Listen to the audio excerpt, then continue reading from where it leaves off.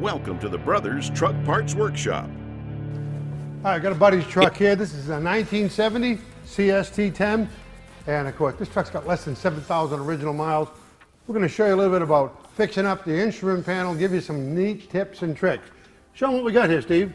So we got an old instrument panel. Now this thing has some mechanical gauges in it, like the stock oil pressure and your battery gauge, but it doesn't have a tach. So what we're going to do is we're going to pull this out of here. We're going to do a tach conversion. But at the same time, we're going to clean up some of these gauges because even though this thing is low miles, it's got some faded needles and stuff, and we'll show everybody how to do that as well as take this apart. Now what's real tricky is the headlight switch for most people. So this switch actually has a button on top. So what I'm going to do is I'm going to pull the headlights on, I'm going to reach up there, depress the button, and then you'll be able to pull the rod all the way out. And then we can get this bezel off of here real easy. And then once that's all done, we'll get this thing on the table and show you how to do the tach conversion. You're going to reach up under here. Your oil pressure gauge in these old vehicles is going to be mechanical. It's going to have a hard line. Get a line wrench on there, take that out, reach up, unscrew your unscrew your speedometer head, drop your steering column down to get it out of the way so we can pull the panel out. You can see here, this is a perfect candidate for what we're doing. This has obviously had a fuel tank, fuel gauge replacement. Look at how bright the color is on the needle as the faded speedometer. Right, but we're going to show you guys how to fix that, make the speedo look just as good as that fuel gauge, as well as put that tach in there. But first we got to get this thing apart. Right. On the back you got your old printed circuit, but we're not going to use the same one, right? Nope, we're replacing the printed circuit. And this is what they used back here in, you know, the 60s and 70s. These are all your little light sockets. These are all pretty much the same. And by the way, if you ever replace these, make sure you use the correct bulb. There's 194s, there's 68s and 58. Right. You know. And this is a great time actually to just replace all your bulbs. Even if they're good before you took it out, just replace them. Make sure that when you put this back together, you've taken your time, you've covered all your bases, and when you put it back together, your project is totally complete. All right, we've got our dash apart, and we're going to be replacing the lens. Try not to get your fingerprints all over the inside of this lens. You can see that this lens in my left hand does not have any tack markings in the center spot. This one does, so that's the only difference really between these two lenses. This is the old one, that's going to stay.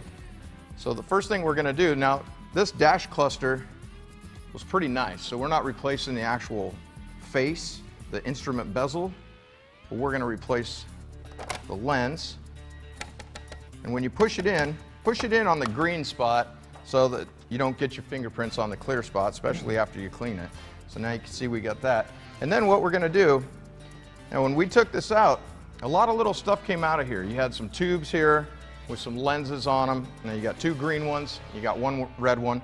The red one goes where the high beam selector is, so you can see where your high beams are, and the green ones are going to go back so you can show where your turn signals are. So make sure you keep those tubes in order, keep your lenses in order, and those are actually going to snap on, excuse me, Sam, to this housing. And they've got some little prongs here. We're just going to take these tubes and snap them right over there before we lay that back together. And we're going to start putting this housing back together with our gauges in it right now.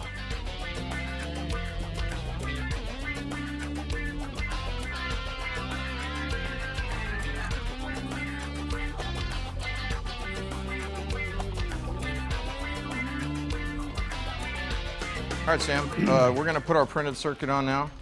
So that just simply lays back down just like the other one was. And you'll see we got a big giant hump here in the middle. And this is a tach specific printed circuit, and basically it's identical to the one we took out, except it's extra long in the middle so it can go over the tach. That's just how they did it back in the day. We got a couple little retaining screws that hold this on that we'll get in here, and then we'll put our light bulb sockets in, that'll hold it on. Make sure you got all of these things tight. Don't over tighten them and twist the ribbon. Steve's done a great job, and now we'll show you what this looks like. All the needles are the same color, got a tachometer, all your gauges work great. Just take your time, and it goes real simple. All right, so we're going to put this back in? Yep, let's pop it back in. And make sure everything works. Absolutely.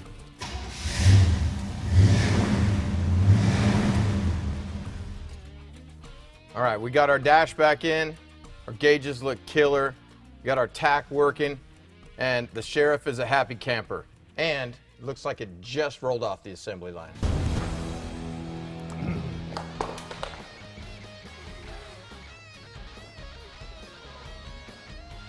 The bottom broke off of this glass.